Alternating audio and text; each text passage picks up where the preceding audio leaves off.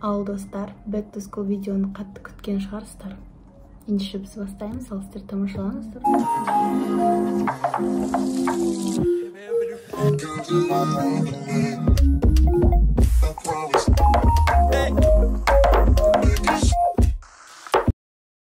Сәлем достар, және мен осы видеодан бастап жалпы Back to School сезонын ашық деп жариялаймын. Сол себептен бүйтіп, сәл шапалақ ұрып, сәл қуанып қойсаңыздар болады. Бүгінгі видеода мен қалай мектепке тез арада дайындалуға болатынын айтатын боламын. Қалай от и до дайындаламыз, қалай дұрыстап дайындаламыз.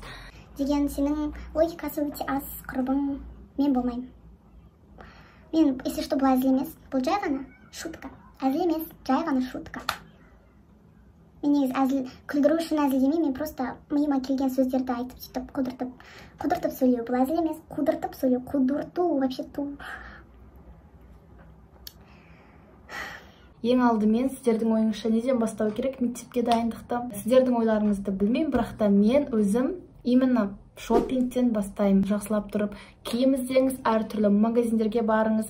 Сіздер шоурумнан аласыздар, инстаграмнан киім дүкендерін іздеп, немесе қазір интернет магазиннен заказать еттіңіздер, ол жерде арзан тұрады. И алдын ала заказать етіп қойсаңыздар, хотя бы қыркүйектің ортасына дейін келеді. Немесе базардан көріңіздер, немесе торговый центрлерге баруға да болады, Ханшаттыр, анау-мынау, бірақ та прям выгодный вариант деп айта алмаймын. Бірақ та ақшаларыңыз көп тасып жатса, почему бы и нет? Және тағы да бір айтатын нәрсе, кәдімгідей осы жылы көп киім алу керек деген ондай бір мақсат жоқ. Сол себептен де жай ғана қандай киім жоқ, соны алыңыз, немесе қай киім ескірді, сол киімді лақтырыңыз алдыңғы жылға, оның орнына жаңа киім алыңыз. Сол арқылы сіздің киіміңіз слишком көп болып кетпейді, және ең керектілері де сіздің гардеробыңызда тұратын болады. Киімдерді алғасын дұрыстап тұрып, гардеробты дайындау керек. Менің ойымша, мектепке арналған бөлек гардероб болу керек, яғни бөлек кішкене шкаф. Осы ақ шкаф именно біздің мектеп киімдеріміз тұратын шкаф. Себебі повседневный киімдермен ол араласпау керек деп ойлаймын. Енді жақсылап тұрып, сол киімдерден луктар жасаңыз, пияз құраңыз. Картоп емес, пияз керек. Лукқа байланысты барлық сізде не бар гардеробыңызда, соның барлығын шығарасыздар, және де әр қайсынан бір-бірімен байланыстырып, кәдімгідей істеп бүйтіп пияз жасайсыздар. Pinterest'тен күшті аутфиттар іздеп, немесе видеолар қараңыздар. Скоро мен да сөйтіп түсіріп қалып жатамын аутфиттер деген сияқты, менің алған киімдерім деген сияқты, құдай қаласа. Барлық луктарды жинап, айнаның алдына суретке түсесіздер, әр қайсысын суретке түсіріп, сосын барлығын қосып коллаж жасайсыздар. Сол арқылы сіз мектепке баратын кезде ананы не кисем болады деп барлығын шашып тастамайтын боласыз. Бұл жол арқылы мектепке де кешікпейсіз, жай ғана коллажға қарай саласыз, деген сияқты, сосын керек киімді алып кете беретін боласыз. Өте күшті лайфхак. Себебі кейін уже мектеп басталғасын сіз по-любому үлгермейсіз, потому что сіз кейінге қалдыра беретін боласыз. Ал егер сіз қазір жасасаңыз, себебі қазір бос уақытыңыз көп. Итак, біз киімдерді бітірдік, ал ендігі кезек не деп ойлайсыздар? Әрине ол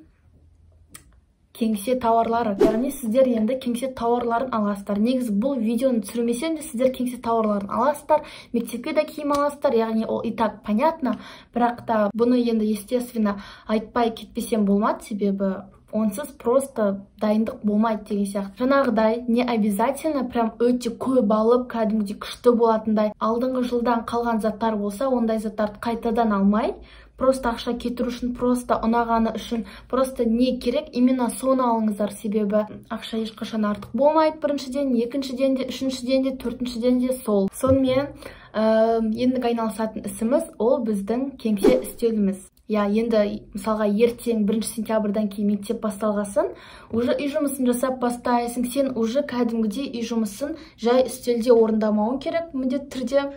Сен уже әдемі Pinterest'тегідей рабочий столда отырып, сабағыңды орындауың керек. Егер сен кейінге қалдырсаң, сол 1-90 полностью сен просто жай үстелде отырып, бір шай ішетін үстелде сабақ оқып, жай бір шай ішетін үстелде сабағың, жай ғана бір шай ішетін үстелде сабақ оқып отырып, сөйтіп бірінші тоқсан өтіп кетеді, екінші тоқсан өтіп кетеді деген сияқты. Сол себептен кейінге қалдырмаймыз. Күшті суреттерді распечатать етіп жабыстырып қойыңыздар, немесе декор алыңыздар, әдемі гирлянда алыңыздар, свеч алыңыздар, немесе өзіңізден өз қолыңызбен DIY жасаңыздар. Сонымен ендігі пункт ол дәптерлер. Копибуктарды толтырып шығу. Это тоже банально, в принципе, бірақ та мен осыны қазір айтпасам, сіздер толтырмайсыздар, мен оны білем, потому что сіздер кейінге қаларасыздар, аумау деген сияқты. Әр сабаққа мынау химия, анау мынау, осындай аржан, осындай қала деген сияқты жазып қойыңыздар. Дәптерлерді туырлаған соң енді кітаптарға көшеміз, бірақ та кітап болғанда кітаптың өзіне емес, кітаптың ішіндегі ақпаратқа көшеміз. Просто мысалға әдебиет деген сабақ болса, просто мазмұнын қарап көріңіздер, қандай сабақтарды сіз осы жылы өтесіз, шартты белгілер қандай, оны да қараңыздар дейді. Оқу жылының соңына дейін сөйтіп кітаптың беті ашылмай қалып кетпесін. Так, енді барлық заттарды алып дайындап болғасын, жалпы сабақтың өзіне тоқталу керек. Оқу жылы басталған кезде сабақтың барлығына үлгеру үшін қазір сіздерге бір кеңес айтатын боламын, ол күнтізбе. Сіздер просто өздеріңізге үлкен А4-ға үлкен күнтізбе жасап аласыздар. Қазір бүгін ертең әйтеуір сол 1 сентябрьға дейін үлкен қылдырып күнтізбені жасаңыздар, және де ол күнтізбеге сіз барынша мектептегі мероприятиялар, задачалар, тапсырмалар берсе, сол тапсырмаларды сол күнтізбеге жасайсыздар. Немесе арнайы дайынын сатып алсаңыздар болады, фикс прайста бар, немесе распечатать етіп алсаңыздар болады компьютердан. Календардан бөлек, сонымен қатар to-do list жасап алсаңыздар болады. Оған да менің ойымша бөлек бір ежедневник керек емес. Егер сіздерге бұл тема қызық болмаса, мен де сіздерге айта бергім келмейді. Просто обычный қағазға, 4 қағазға мысалға, жай ғана to-do list жасайсыздар. Немесе Pinterest'тен бір күшті суреттер тауып, соны барып интернет-клубқа барып распечатать етіп алуға да болады. Сосын сол to-do listті жаңағы рабочий столыңызға жабыстырып қойыңыздар. Кейін мектеп басталғанда кәдімгідей бүйтіп, ананы жазып қоясыз, мынаны жазып қоясыз, сөйтіп сондай бір күшті болып отырасыз. Біз барлығын дайындап болғасын, енді мына мен қазір түсіріп жатқан жәшікті дайындау керек. Ол жәшік телефон. Енді телефонды дайындаңыздар. Жалпы телефондағы керек емес суреттердің барлығынан құтылыңыздар. От и до құтылыңыздар. Кәдімгідей телефондағы памятті босатыңыздар. Ал егер телефондағы памятті қалай босату керектігін білмесеңіздер, онда мына видеоны қараңыздар, себебі прям өте күшті кеңестермен айтып кеткен болатынмын. Мектеп басталғанша босатып, себебі мектеп басталғасын тағы да дәптерлердің суреттерімен память толып кететін болады. Ертең мектеп басталғанда память тазалап отырмайтындай қазір тазалап қойыңыздар. Сонымен қатар мектепке арналған приложениялар, соларға орын босатыңыздар, және де мектепке арналған приложенияларды жүктеңіздер.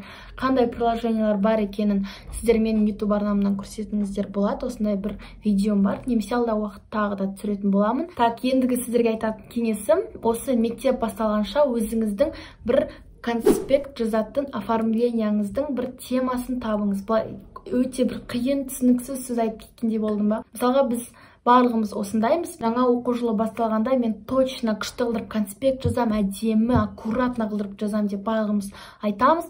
Бірақ та, естественно, не получается, тастап кете береміз, бастамаймыз да. Себебі біз просто білмейміз қалай, себебі үлгермейміз, деген сияқты. Сол себептен де қазір сіз уақытыңыз бос кезде, хотя бы 2-3 күн осы конспект жазуға өзіңізді үйретіңіздер. Мысалға қазір сіздерде уже кітап болу керек, уже кітап берген шығар. Және сол кітаптан любой бір теманы аласыздар да, YouTube-тан күшті бір қалай әдемі конспект жазуға болатын іздеңіздер, көріңіздер. Ал енді сіздерге айтатын менің білмеймін 11 ма, 10 вроде 10-шы кеңесім, ол осы қазір мен айтқан барлық пункттарды әр күндерге задача ретінде бөліп тастау. И осы 1 сентябрьға дейін неше күн бар, сол күндердің барлығын жазып шығып, әр күнге мен айтқан пункттарды жазасыздар. Мысалға, мына күні мен шопинг жасаймын, киім алам, сосын 2-ші күні мен сол гардеробымды дұрыстаймын, 3-ші күні мен полностью лукбук жасаймын. Жалпы бір күнде жасалатын нәрсе емес, бұның барлығы. Сол себептен әр күнге бөліп тастаңыздар, примерно 1 аптаға созылатындай. Ал енді мектеп уже ертең басталады деп ойлаңыздар.